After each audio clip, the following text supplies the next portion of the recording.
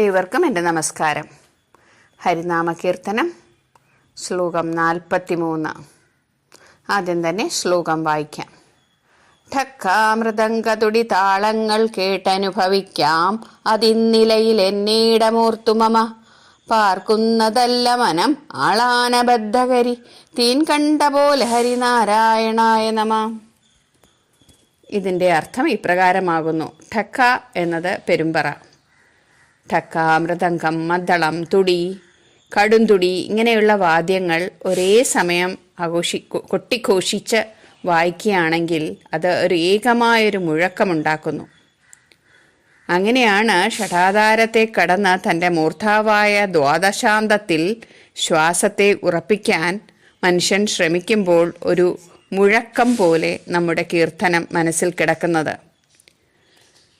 അങ്ങനെ ശ്വാസത്തെ തൻ്റെ മൂർധാവിൽ ഇന്നയിടത്ത് ഇന്നവണ്ണം നിർത്തണമെന്നും അവിടുന്ന് സ്ഥിരമായി ഭഗവദ്ധ്യാനം ചെയ്യണമെന്നും വിചാരിച്ചാലും നമ്മുടെ മനസ്സിൽ ഈ സ്ഥിതി സ്ഥിരമായി നിൽക്കുന്നതല്ല, എല്ലായ്പ്പോഴും ചലിച്ചുകൊണ്ട് തന്നെ ഇരിക്കും.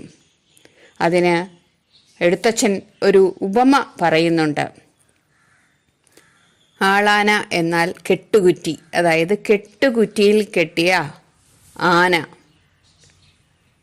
ആഹാരം കാണുമ്പോൾ അതിൽ ഉറച്ചു നിൽക്കാതെ എങ്ങനെയാണോ ഇളകിക്കൊണ്ടിരിക്കുന്നത്, അതുപോലെ തന്നെ മനുഷ്യൻ്റെ മനസ്സും എപ്പോഴും ചഞ്ചലമാണ്. ആ മനസ്സ് നിന്റെ പാതാരവിന്ദത്തിൽ ഉറയ്ക്കുന്നതിന് ഇടയാക്കണേ നാരായണ എന്നാണ് എഴുത്തച്ഛൻ ഈ ശ്ലോകത്തിൽ പ്രാർത്ഥിക്കുന്നത്.